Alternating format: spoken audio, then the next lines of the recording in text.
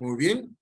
Entonces damos por inicio, hermanos, a esta sesión, a nueva sesión.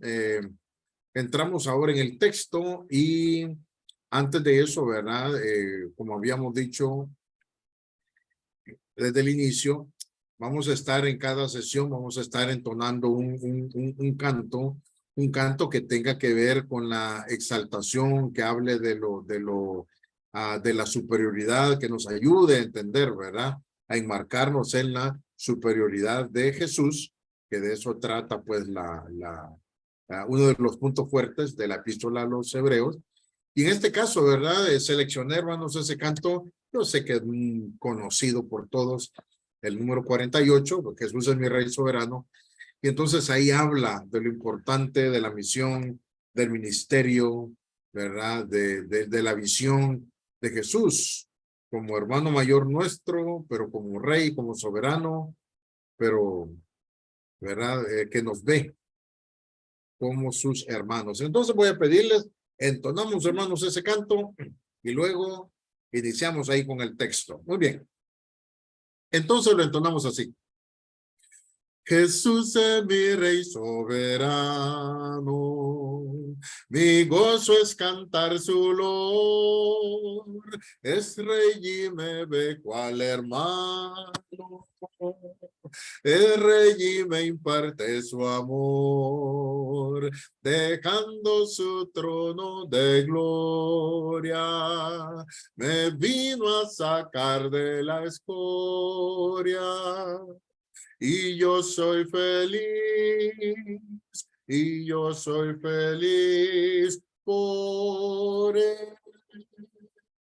Jesús es mi amigo anhelado, y en sombras o en luz siempre va, paciente y humilde a mi lado, y ayuda y socorro me da. Por eso constante lo sigo, porque Él es mi Rey y mi amigo, y yo soy feliz, y yo soy feliz por él. Señor, que pudiera ayudarte por tanta bondad para mí. Me basta servirte y amarte. Es todo entregarme yo a ti. Entonces acepta mi vida, que a ti solo queda rendida, pues yo soy feliz, pues yo soy feliz por ti. Muy bien. Un canto, hermanos, que me trae muchos recuerdos de mi infancia, especialmente. Interesante ese canto. Espero que a usted le guste también ese canto y habla grandes verdades, fíjese bien, grandes verdades de las cuales también el escritor a la epístola a los hebreos les hablaba, ¿verdad? A sus destinatarios. Como pueden ver acá, hermanos, en esta pantalla, ¿verdad? En esta diapositiva, tenemos parte de una captura de pantalla, ¿verdad? Del video que compartíamos, donde tenemos ahí, ¿verdad? Cuando hablábamos de una pequeña introducción. Y entonces aquí básicamente estaremos viendo, ¿verdad? Esa introducción que tiene que ver con los cuatro primeros versículos del capítulo 1. Pero entonces ver cómo el escritor pone, ¿verdad? De manifiesto la superioridad de Jesús en este caso, ¿verdad? Más grande que los ángeles, superior a los ángeles, pero también habla parte del ministerio que hizo Jesús, en resumen, lo que él hizo y lo que él ganó, por lo que él hizo, ¿verdad? Por lo que él ganó y qué posición vino a ocupar. Y luego, ¿verdad? Vamos a ver ya en los capítulo 2 específicamente la advertencia que se da, ¿verdad? Como parte de estos capítulos introductorios. Muy bien. Cuando hablamos de la epístola a los hebreos, ¿verdad? Habíamos mencionado, hermanos, que hay dos objetivos generales en toda la epístola. Podemos sacar dos, ¿verdad? Pueden haber más, pero nos quedamos con estos dos para hacerlo más simple. Y el primero es que el escritor y el Espíritu Santo también, ¿verdad? No podemos dejarlo por un lado. Se proponen en, punto número 1, elevar a Jesús como alguien superior. Y eso, hermanos, debe de quedar bien, o debemos de tenerlo bien claro en nuestras mentes, ¿sí? Primer objetivo es elevar a Jesús como alguien superior.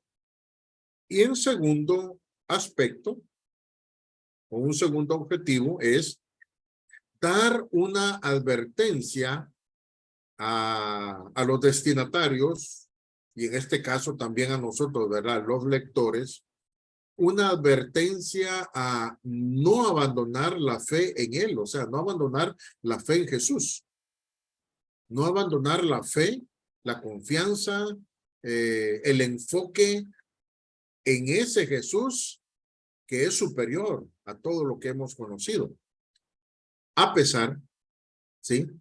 A pesar de los problemas, de las tribulaciones, ¿sí? Y decimos esto, hermanos, porque en la vida cristiana es complicado, ¿verdad? A veces cuando nos vemos rodeados por problemas, asediados por problemas, sitiados por situaciones no tan gratas, nos vemos forzados, o nos vemos, perdón, tentados, ¿sí? A renegar o abandonar nuestra fe, o a que nuestra fe se debilite. Y cuando estamos en ese caso, es como cuando nuestras defensas, las defensas de nuestro organismo se bajan. Una vez que se bajan y llegan a niveles, ¿verdad? ¿Qué le digo? Niveles óptimos para que cualquier virus, cualquier bacteria pueda aprovechar y, viendo que no hay defensas, causar daños en nuestro cuerpo. Y eso a menudo pasa, ¿verdad? Con las situaciones negativas.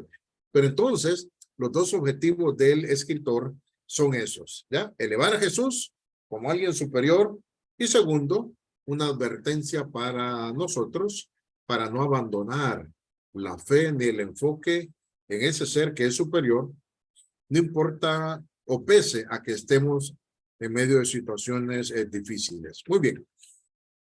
Una breve introducción, capítulos 1, versículos del 1 al 3. Aquí Dios habla, ¿verdad? Comienza a decir la narrativa. Dios habla a través de su Hijo. Y vea que esto, hermanos, es bastante importante.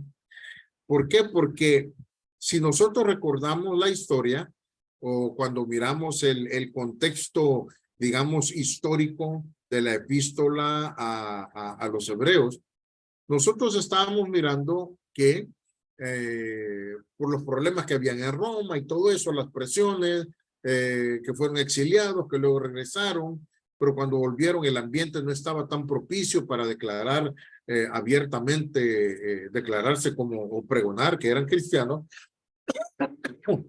Muchos de ellos abandonan la fe y comienzan, ¿verdad?, a querer volver a los elementos de la ley, porque pues eso no era prohibido, pues en el caso de cuando estaban bajo el Imperio Romano.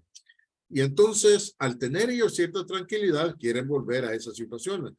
Pero entonces el escritor les recuerda que usando como referencia la ley, él les dice, ¿verdad? Dios, habiendo hablado muchas veces y de muchas maneras en otro tiempo a los padres o a nuestros padres a través de los profetas. Sí, ahí les está haciendo una remembranza que Dios en la antigüedad, en el antiguo pacto, él habló al pueblo, ¿verdad? De muchas maneras. ¿Cuáles fueron algunas de esas maneras? Bueno, habló a través de ángeles, ¿sí? habló a través de visiones, Dios habló a través de sueños, Dios habló a través también de sus siervos, los profetas.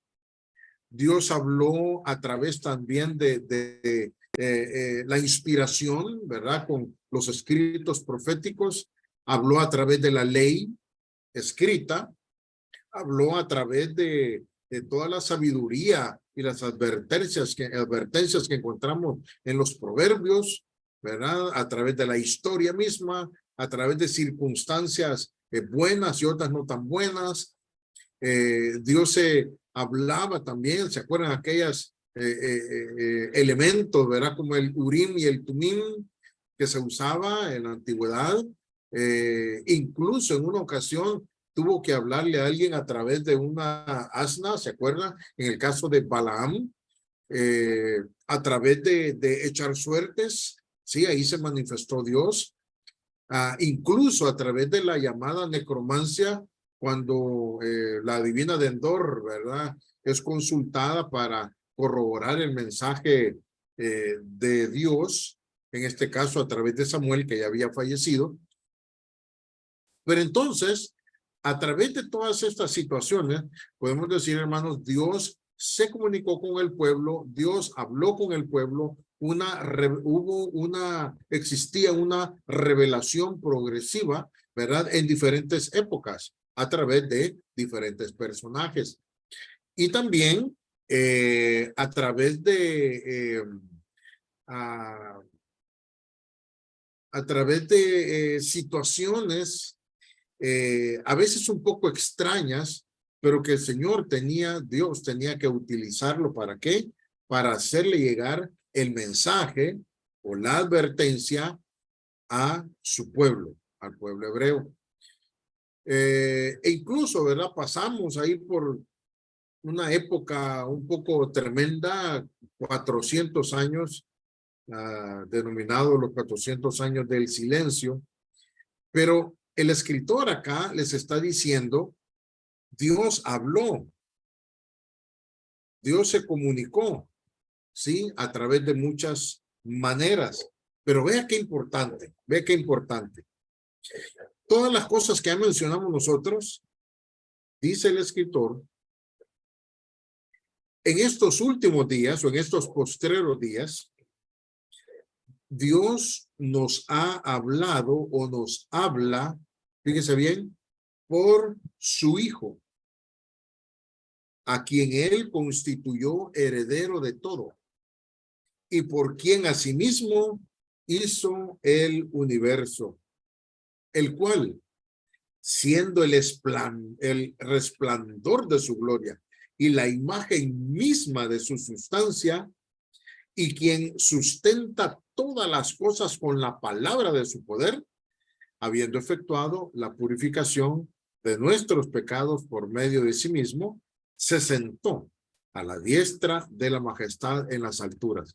Pero vea qué importante, al menos 3 aspectos aquí tremendos, ¿verdad? En esta corta introducción. No importa la manera en que Dios haya hablado en la antigüedad, lo cierto es que en los posteriores días, Dios únicamente habla o hablaba a través de su Hijo. Y eso, hermanos, es categórico. ¿Ya? Categórico, perdón, para ellos, los destinatarios de la epístola a los hebreos, que ellos estaban queriendo volver a la ley, ¿sí?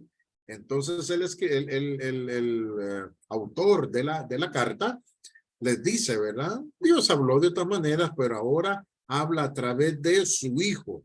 Vea bien. Esto nos recuerda, hermanos, cuando tenemos una cita ahí de Mateo capítulo 17, versículo 5, cuando hablamos en el monte de la transfiguración, ¿sí?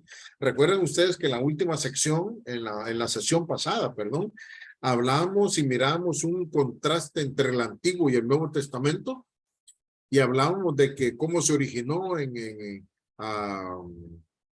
Éxodo 19, cómo se preparó la creación de un nuevo pacto en Isaías, ¿verdad? 35, Luego miramos que ese pacto fue agonizando y para el tiempo, Mateo 17, para el tiempo de Jesús, cuando están los apóstoles, los discípulos con Jesús y lo quieren ver como igual, de eso está hablando cita de Mateo 17:5.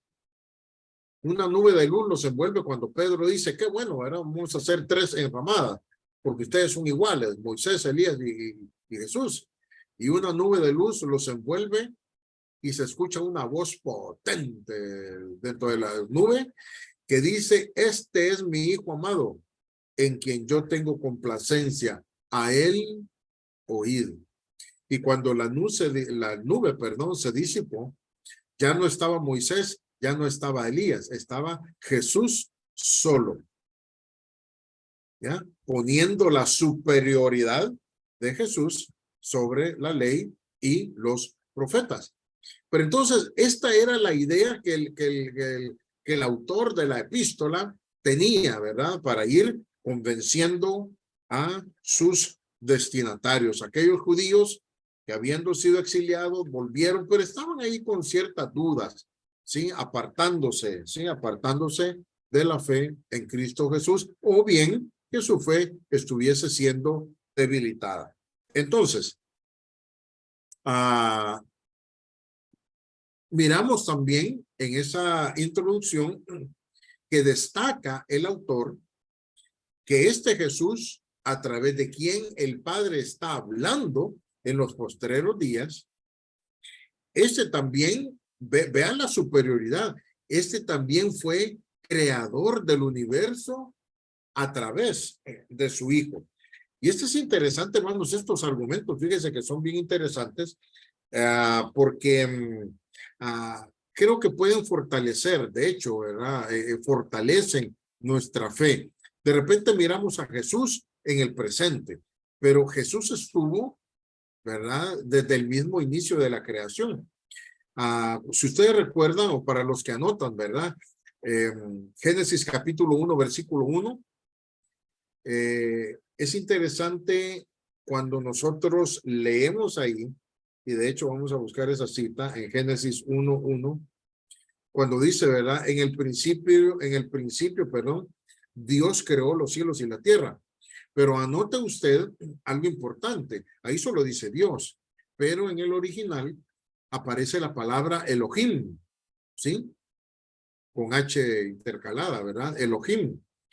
Y Elohim es interesante porque Elohim es como ¿qué le digo? Es el plural de Eloah. Y Eloah, ¿verdad? Era traducido a lo mejor literalmente, ¿verdad? Dios, él con E mayúscula, ¿verdad? Y entonces, resumen, ¿verdad? Que Elohim es el plural de Dios. Casi que aquí podríamos leer, ¿verdad? En Génesis 1:1, en el principio, por decir algo, ¿verdad? En el principio, dioses, porque Elohim es el plural de Dios. En el principio, dioses creó los cielos y la tierra. Para nosotros es como complicado, o para nuestro idioma entenderlo, pero para los hebreos lo entendían a la perfección. Y entonces, cuando miramos aquí un plural, pues quienes estaban ahí, ¿ya? Y nosotros aceptamos en nuestra doctrina, ¿verdad? De la Iglesia de Cristo, aceptamos que cuando dice o menciona la pluralidad, que hablaba del Padre, que hablaba del Hijo, que hablaba del Espíritu Santo. Creó el universo. Si nosotros leemos el versículo 26 del capítulo 1, hermanos, versículo 26 del capítulo 1 de Génesis, siempre estamos en Génesis, es interesante, ¿verdad? Cuando dice, también dijo Elohim, no, en nuestra versión aparece a Dios nada más, pero hay versiones en las cuales aparece Elohim. Y entonces el 26, imagínense, se lee, entonces dijo Elohim, hagamos. Ahí como que concuerda más, ¿verdad? Entonces dijo dioses, hagamos, sí, porque es el plural. No puede decir, yo, Ramón Ayala, no puedo decir, hombre, hagamos café. No, yo voy a decir, hago café o voy a hacer café, porque estoy hablando de una persona. Pero en este caso, ¿verdad? Del 26 dice, entonces dijo Elohim, hagamos al hombre a nuestra imagen y semejanza. Luego, hermanos, ¿verdad? Hablando de que Jesús, ¿verdad? La superioridad, el Padre habla a través de él, el universo mismo y todo lo que contemplamos fue creado a través de él. Y esto lo podemos también corroborar en Juan capítulo 1, versículo 3, ¿verdad? Anótelo, esto va a ser un buen argumento. Juan capítulo 1, en el versículo 3, que ese es un texto, ¿verdad? Que lo conocemos nosotros bastante bien, porque es bastante usado. Entonces Juan en el 1:3 y dice, ¿verdad? Bueno, desde el 1, en el principio era el verbo o la palabra, y el verbo, vea qué interesante, y el verbo era con Dios, pero también el verbo era Dios. No solo estaba con Dios, sino que era Dios también. Este era en el principio con Dios, o sea, estaba con Dios. Y vea qué interesante. 3. Y todas las cosas por él, o sea, por el verbo, ¿sí? Todas las cosas por él fueron hechas y sin él, sin el verbo, nada de lo que ha sido hecho fue hecho. Y en él, en el verbo, estaba la vida y la vida era la luz de los hombres.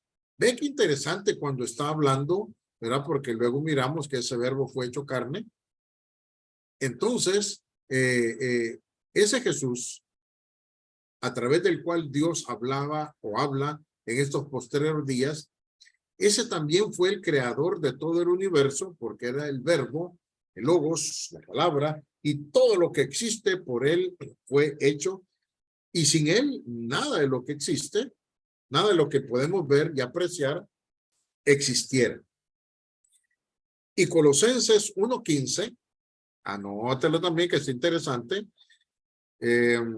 Colosenses capítulo 1, versículo 15. Vea qué interesante también esta porción. Y dice, ¿verdad? Él es la imagen del Dios invisible. Y es el primogénito de toda creación. Ahora, aquí voy a hacer una aclaración, porque cuando dice primogénito, muchos piensan, pues hay más. O cuando decimos primogénito, pues fue creado, ¿verdad? Como dicen los señores testigos de Jehová. Aquí hay un detalle importante, hermanos, y la palabra primogénito en el original, pues viene de un término griego, ¿verdad? Y es prototokos, así con K, ¿verdad? Tokos, pero unido, prototokos, ¿sí? Y esto es importante, ¿por qué? Porque prototokos se traduce como primogénito, pero no como nosotros, no como únicamente lo entendemos nosotros. Bueno, primogénito es el que nació primero, ¿sí? Pero después de él vienen otros. Pero en el idioma, ¿verdad? En el original, prototokos también era, ¿qué le digo?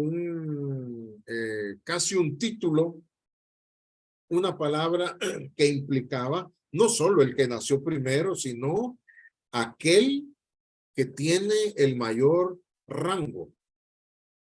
Y aquí ya toma sentido. Entonces, cuando el apóstol Pablo, ¿verdad? Dice en los Colosenses, él es la imagen de Dios. Él es la imagen del Dios invisible. Es el primogénito de toda creación. Nosotros lo vamos a interpretar como él es la imagen del Dios invisible y él es el que tiene el mayor rango, ¿sí? Sobre toda la creación. Y entonces eso es importante. Y lo vamos a entender más cuando entremos ya en los versículos, en los versículos que siguen. Pero aparte de eso, Dios dice, lo nombró, ¿verdad? Dueño de todo lo que existe. Vea, esto es tremendo. Lo nombró dueño de todo lo que existe. ¿Sí? Heredero de todo. Por quien asimismo también dice, ¿verdad? Hizo el universo, lo que estamos hablando, y él es el resplandor de su gloria. Es la imagen de Dios misma. ¿Sí? Es como decir, el sol no lo podemos ver, pero podemos sentir su calor, podemos ver su luminosidad. Y también cuando hablamos de imagen del Dios mismo, la idea es como, ¿qué le digo? Que usted agarre un poco de plastilina o plasticina, no sé cómo le llamen, de esa masita para moldear, o masa, pues, ¿verdad? Y que usted haga como un disco y que usted ponga, no sé, un lapicero, su puño, el dedo, entonces va a quedar una marca idéntica, ¿sí? Con la cual usted puede hacer una imagen, una réplica. En este sentido, dice el escritor, ¿verdad? Le dice a los destinatarios que Jesús es la imagen misma de Dios, es el resplandor de Dios. Aparte de eso, ¿verdad? Es la misma sustancia de Dios y Él es el que sustenta todas las cosas. Él, Jesús, por todo lo que hizo, sirvió para purificar los pecados. Y aquí podemos recordar citas como, no sé, Filipenses capítulo 2, ¿sí? Que se despojó de toda su gloria, pero no escatimó el ser igual a Dios como cosa que aferrarse, se despojó de su grandeza, de su gloria, de su poder, ¿sí? Y dice que se hizo semejante a los hombres, y estando en esa condición de hombre se humilló, se volvió obediente, se humilló hasta lo sumo y se volvió obediente a una muerte de cruz, por lo cual el Padre, dice, ¿verdad? Le exaltó hasta lo sumo y le dio un nombre que es sobre todo nombre, para que en el nombre de él se doble toda rodilla de los que están en los cielos, en la tierra y debajo de la tierra, y que toda lengua confiese que Jesucristo es el Señor.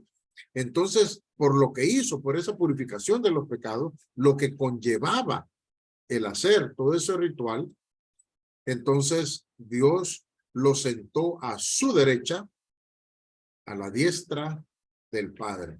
Entonces, Jesús es superior a todas las maneras previas en las cuales se reveló a Israel. Y entonces esto es importante. Y vea qué importante es que el mismo escritor comience, ¿verdad? Con esa línea de pensamiento, ¿sí? Para que después todo lo que va a hablar vaya fluyendo o vaya caminando sobre ruedas. Bien, ¿algún comentario hasta acá, hermanos? A la una.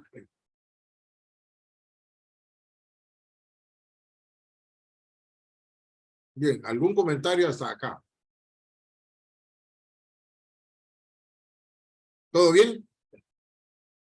Oye, ¿cómo quedó esa nave? Poderosa. Bárbaro. Ya. Pero hermanos, esto es importante, esto es importantísimo, ¿verdad? Porque eh, al establecer esto, el autor, nombre, capta la atención de sus destinatarios y luego comienza a desarrollar de una manera más tranquila, ¿verdad? El tema de que Jesús, en este caso, ¿verdad? Viene a ser superior, pero también superior a los ángeles. ¿Por qué mencionar a los ángeles? Porque vea, hay algunas versiones que revelan, ¿verdad? De que, o que lo traducen así, que cuando Moisés subió al monte, ¿cómo le digo?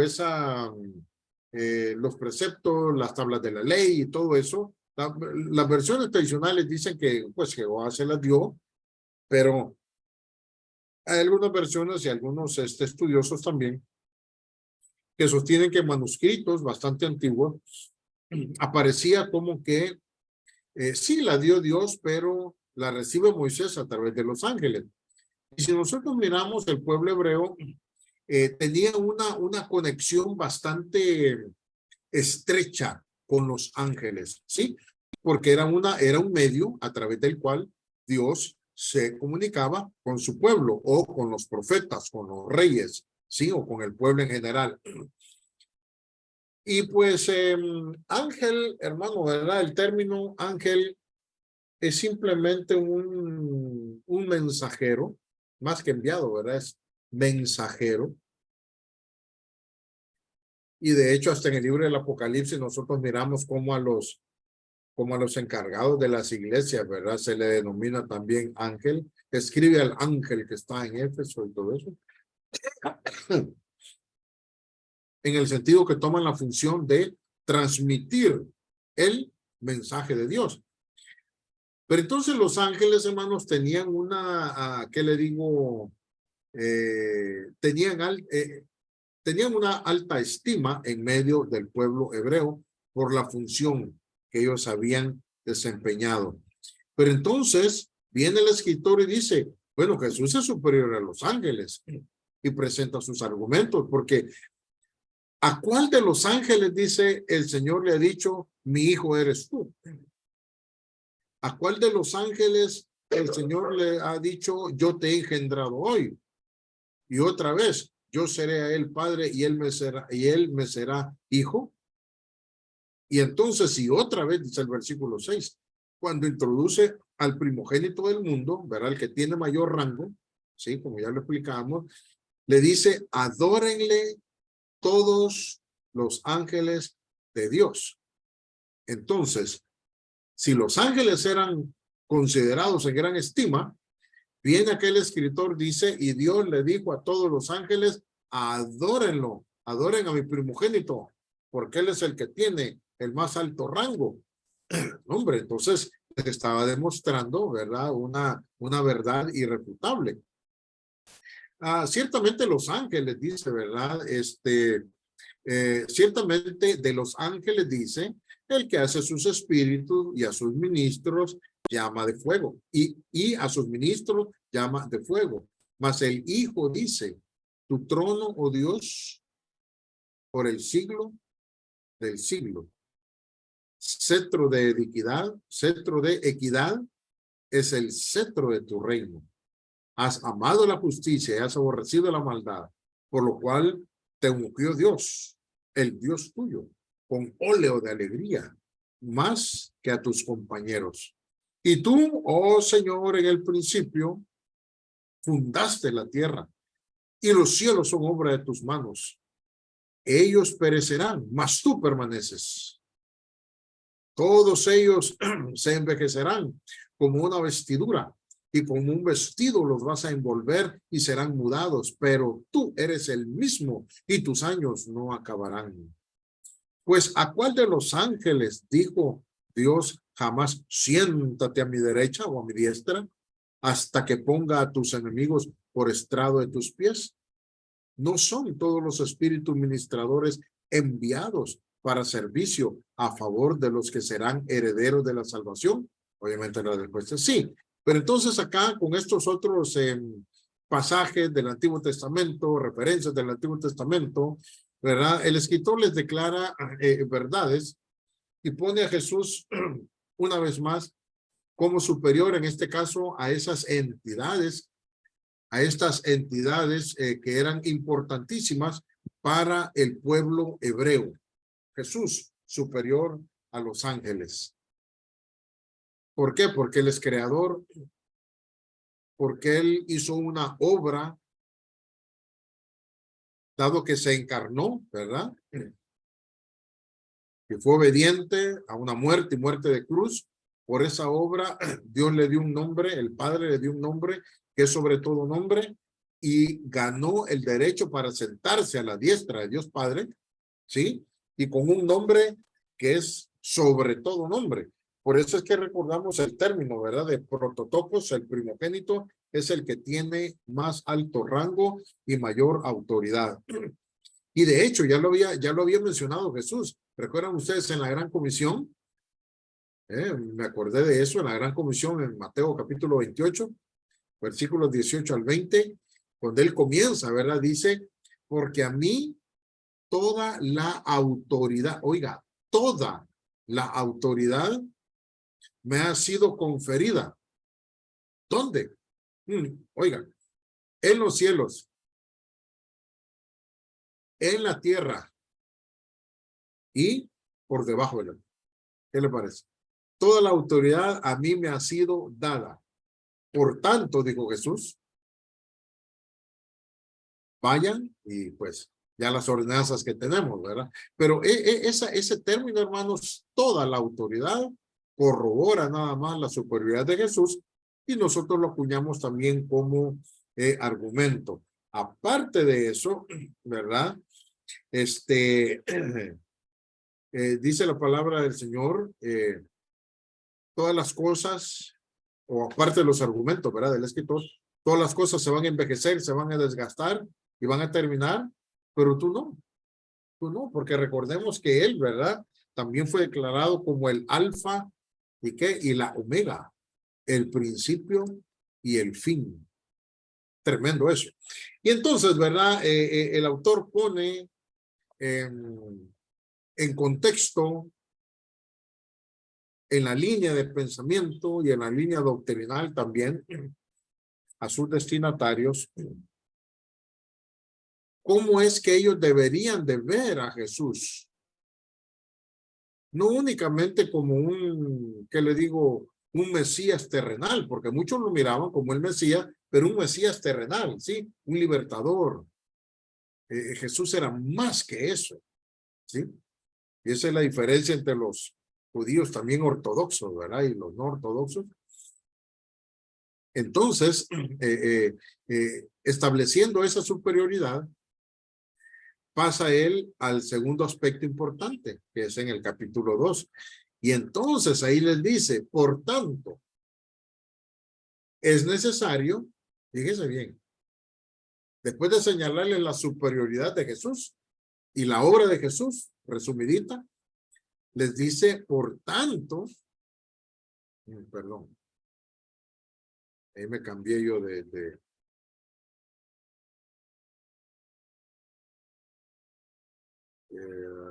muy bien. En el capítulo 2 dice, por tanto, es necesario, vea qué importante es, que con más diligencia atendamos las cosas que hemos oído, no sea que nos deslicemos. Y la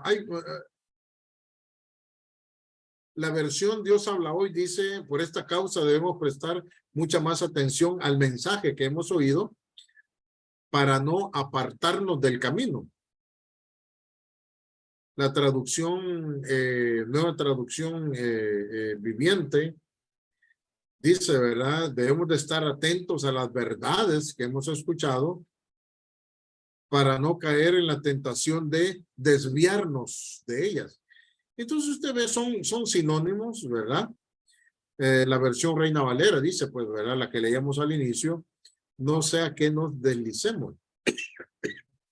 Ahora, pregunta, ¿por qué creen ustedes que el escritor les está dando esta advertencia? Terminándole de hablar de la superioridad de Jesús sobre los ángeles, les dice, por tanto es necesario que con mayor diligencia atendamos a las cosas que hemos oído, para que no nos deslicemos, para que no nos extraviemos, para que no nos apartemos. A ver, jóvenes. Un par de opiniones ahí. Hermano, yo creo que esa advertencia es para que no nos para que no ignoren sobre la salvación. Y ahora, bueno, quisiera, del capítulo 1, usted mencionó sobre los ángeles. Pues, Génesis 1 también dijo que es que Dios creó al hombre, ¿no? Dios es el principio, el fin, todo eso. Creó al hombre. Y a los ángeles, Dios también creó o ¿O de dónde vienen los ángeles? Ah, claro, esos son creación de Dios. Son creación de Dios también. O sea, todo lo creado, ¿verdad? Todo lo que existe y todo lo creado, incluyendo al diablo mismo, Dios lo creó. Bueno, no como así, ¿verdad? Pero lo hizo pues como un ángel de luz, ¿sí? Luzbel, el lucero de la mañana. Hasta ese también que lo creó Dios. Génesis capítulo 2, versículo 1 dice que todas esas cuestiones fueron creadas en el mismo tiempo por Dios. Amén. Así es.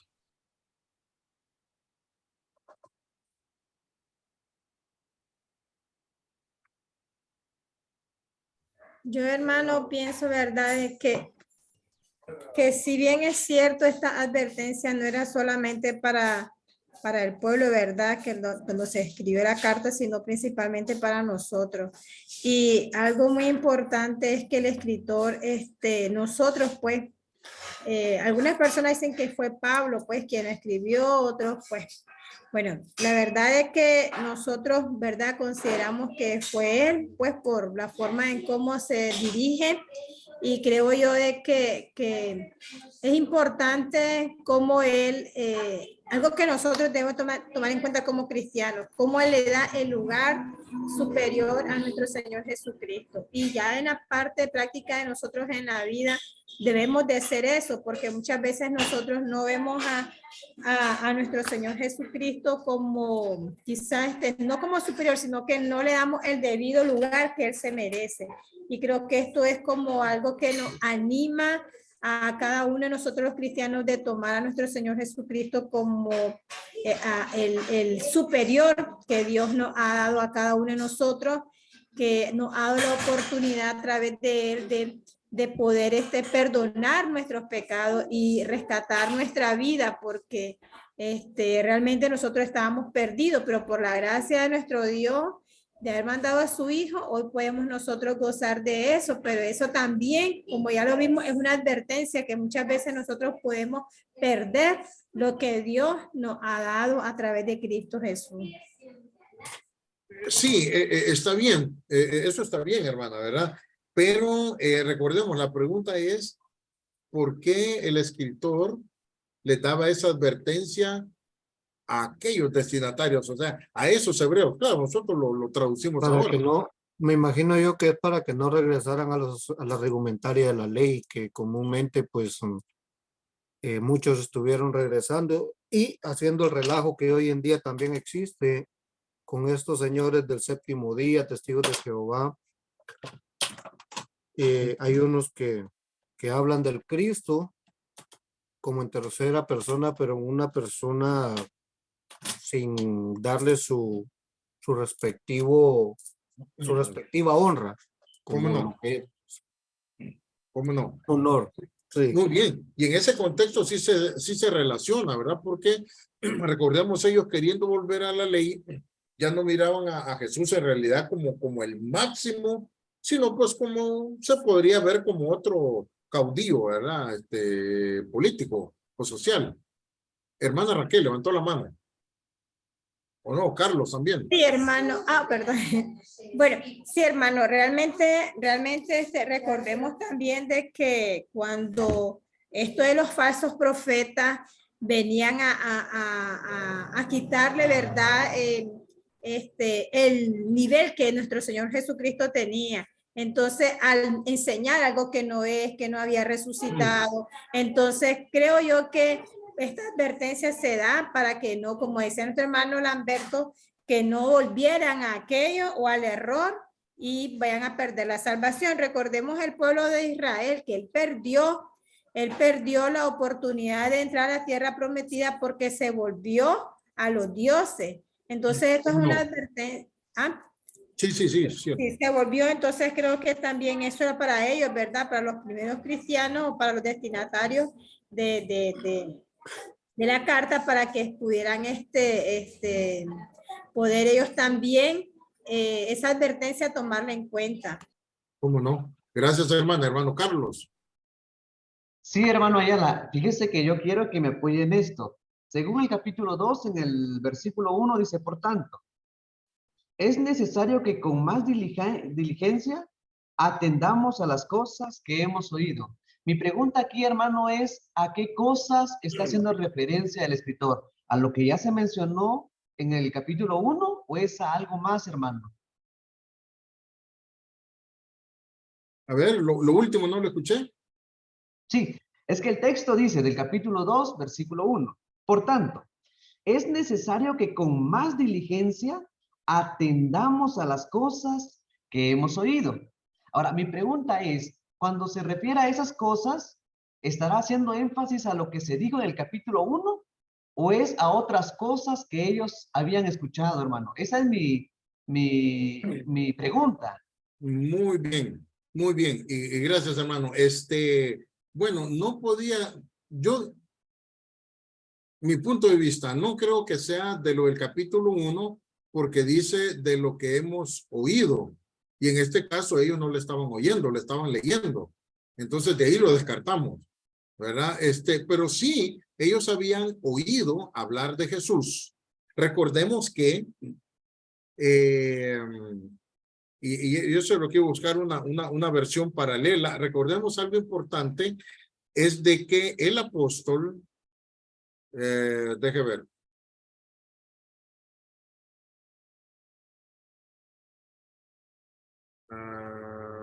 Versión.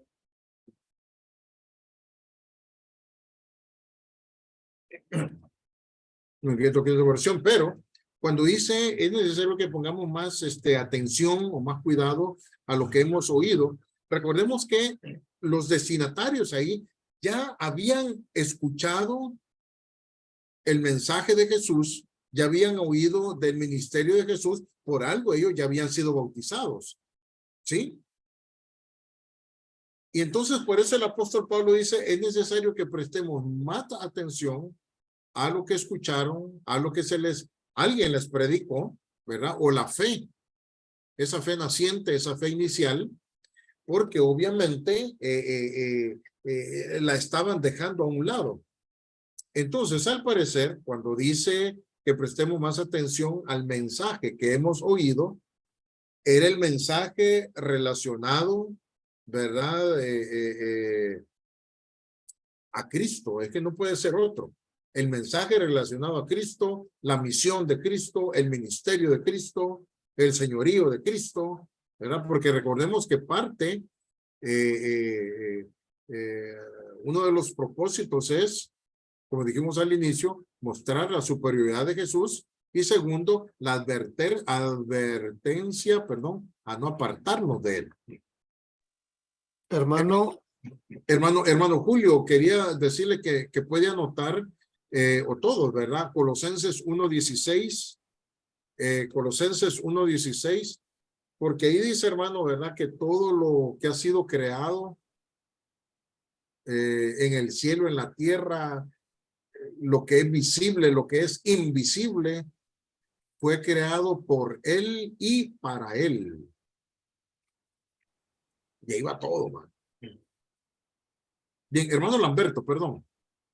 sí, hermano, o sea que, bueno, vamos a entender algo que, bueno, que yo sí lo entiendo, que la carta fue mandada por el escritor, pero ya habían cristianos ahí, ya Así, habían personas doctrinadas ahí. sí. Y de eso es lo que está hablando el escritor, pues que no vayan a ignorar lo que han escuchado, porque personas seguidoras de Cristo o cercanas a los apóstoles ya habían pasado por ahí predicando el evangelio. Y muchos de los que oyeron, pues ya hicieron iglesia, ¿verdad? Y la carta fue a fomentarle siempre, entiendo yo, un apoyo a que sigan adelante, pues, que no se vayan a desviar. Así es. Y también si nosotros seguimos leyendo, hermanos, ¿verdad? Con más diligencia atendamos las cosas que hemos oído, no sea que nos deslicemos. Y entonces dice, porque si la palabra dicha por medio de los ángeles fue firme y toda transgresión y desobediencia recibió justa retribución, ¿cómo vamos a escapar nosotros si descuidamos una salvación tan grande? O sea, al negar la fe, al apartarnos de Cristo, ¿verdad? Obviamente estamos poniendo en peligro la salvación que recibimos, ¿sí? Cuando declaramos a Jesús como nuestro Señor en el momento del nuevo nacimiento, ¿verdad? De acuerdo a Juan capítulo 3, en el momento del bautismo. Y entonces, el mensaje, ¿verdad? El cuidado que debemos de tener es simplemente retener, como dijeron otros, ¿verdad? La sana doctrina. Vea que una de las características de la iglesia del primer siglo era que ellos, dice, perseveraban en la doctrina apostólica. ¿Sí? Juan, en la segunda epístola, dice, ¿verdad? Cualquiera que persevera en la doctrina de Cristo, este mantiene comunión con el Padre y con el Hijo. Pero aquel que se extravía de esa doctrina, pierde comunión con el Padre y con el Hijo. Y entonces le dice, ¿verdad? Juan a sus lectores. Entonces dice, yo quiero que ustedes obtengan, pero que obtengan el galardón completo, ¿sí? Al mantenerse firmes en la doctrina del Señor. Y entonces, aquí viene el texto clave, ¿verdad? ¿Cómo vamos a escapar si descuidamos una salvación tan grande? La cual fue anunciada por el Señor, no fue confirmada por aquellos que lo oyeron, en este caso los apóstoles y otros que dieron testimonio, ¿verdad? De la muerte, resurrección y del poder de Jesús, testificando Dios juntamente con ellos a través de las señales, ¿verdad? Y prodigios que se daban, diversos milagros y repartimientos del Espíritu Santo según su voluntad. Y luego pues mete un poquito ahí de la otra vez la tarea de los ángeles, pero siempre hablando acerca de el testimonio que ellos traían, el trabajo que ellos hicieron y la superioridad de Jesús al propiciar con su obra redentora de que todo fuese sujetado, ¿verdad? A su poderío. Entonces digo, pero dice el 9, pero vemos aquel que fue un poco menor que los ángeles, a Jesús, coronado de gloria y de honra a causa del padecimiento de la muerte, para que por la gracia de Dios gustase la muerte por todos. Aquí queremos hacer una aclaración. ¿Cómo era que era más grande? Y aquí dice que fue hecho un poquito menor que los ángeles. Pero recordemos que tenemos que entender, hermanos, que Dios en calidad de hombre, en ese sentido, en calidad de hombre era menor que los ángeles. ¿Sí? En calidad de hombre, de humano, ¿ya? Entonces, no nos confundamos, ¿verdad? Con esta, así como hablamos del término de primogénito, no es que fue creado, sino que es el que tiene mayor autoridad y mayor rango.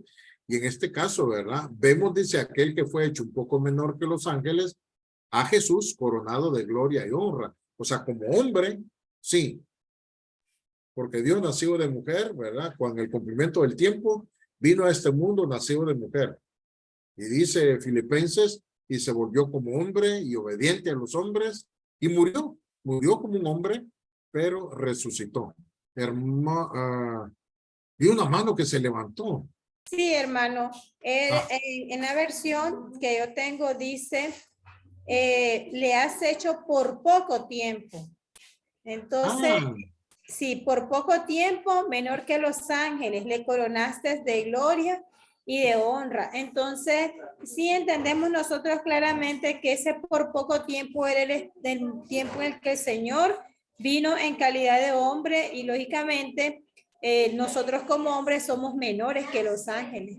Entonces, por eso que así lo dice, pero también, como leo la palabra de Dios específica, dice ahí, por poco tiempo. Entonces, sabemos que después él está a la diestra, ¿verdad? Pero por el tiempo que él estuvo aquí en la tierra, fue visto menor que nosotros, menor que los ángeles, perdón.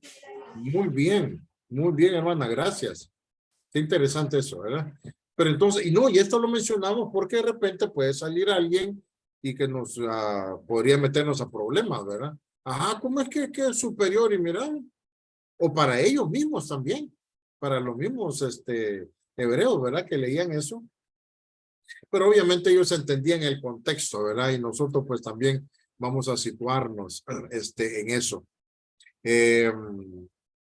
Bueno, y al final, hermanos, termina, ¿verdad? El capítulo, ¿qué? El capítulo 2, dándonos la advertencia de no apartarnos, de seguir con la fe en ese Jesús, que es superior a todo, en este caso a los ángeles, que es creador, estuvo en el proceso creativo, que a través de él fueron creadas todas las cosas y para él, que él se sentó a la diestra del Padre. Entonces, el ministerio que él hizo también, a través de ese ministerio, nos otorgó la salvación, porque él propició la purificación de los pecados, ¿sí? De todos, de todo el mundo. En ese sentido, y con esa fe que ellos y nosotros hemos depositado en Jesús, esa fe debe de mantenerse. ¿Por qué? Porque si tambalea, porque si se quiebra, entonces, hermanos, ¿verdad? Venimos también a perder esa salvación. Recordemos, hermanos, que la salvación, por eso es que, aprovechando el cabo, ¿verdad? Por eso es que yo siempre digo, hermanos, ¿verdad? Cuando tengo la oportunidad, que hay cantos en la Biblia, hay cantos que nosotros no deberíamos de entonarlos. Y ese corito, yo vivo, Señor, porque tú vives. Qué bonito, ¿sí? Pero hermanos, dice algo que no va acorde a la doctrina. Dice él, ¿verdad? Yo voy al cielo, voy a la gloria.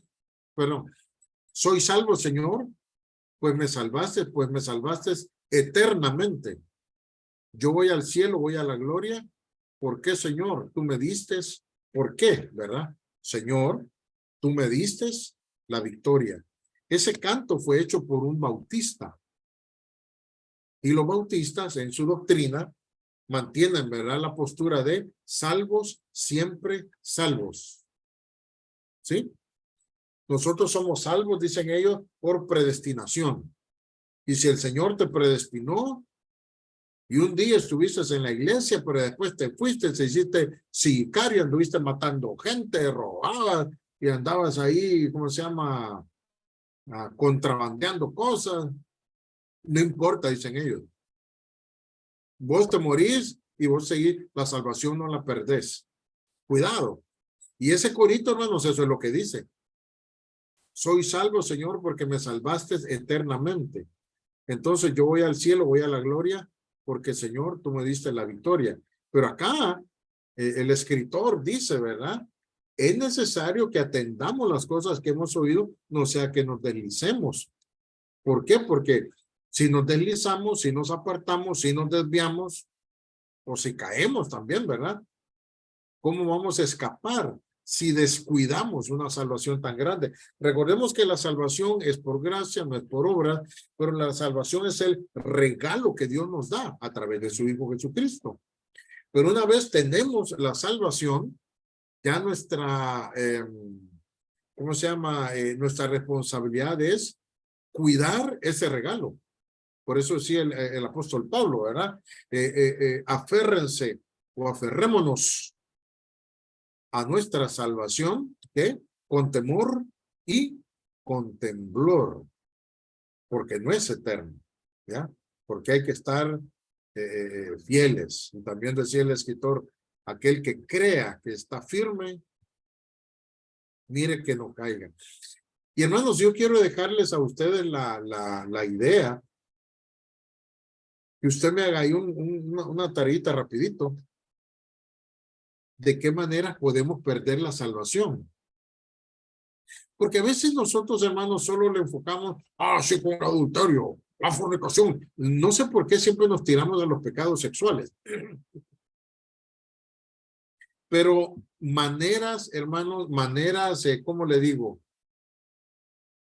Vaya, maneras, voy a ponerle así, maneras no tradicionales de perder la salvación. O sea, lo tradicional es lo obvio, ¿verdad? Lo obvio. Este anda en borrachera, este lo vi en una cantina, aquel salió de un motel con una mujer que no era de él. lo obvio, ¿ya me entiende?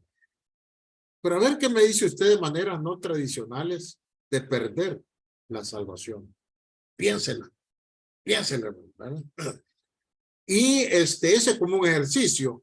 Ahora, una tarea ahí, usted va a leer, o todos vamos a leer, capítulo 3, capítulo 4, ¿sí? De Hebreos. Pero yo necesito, hermano, que usted me haga una tabla comparativa entre Moisés y Jesús, el ministerio de Moisés y el ministerio de Jesús. ¿Por qué? Porque en el capítulo 2 vamos a ver la superioridad de Jesús ante Moisés. Y hermanos, para un judío, para un hebreo, eso estaba como color de hormiga. Porque Moisés, hombre, ¿quién iba a tocar a Moisés? Pero aquí el escritor señala, ¿verdad? La superioridad de Jesús ante Moisés. Y entonces usted me va a hacer una tabla comparativa entre Moisés y Jesús. Todo lo que usted puede encontrar, ¿ya? Para que podamos discutir la superioridad de Jesús ante este gran personaje, ¿verdad? Llamado Moisés.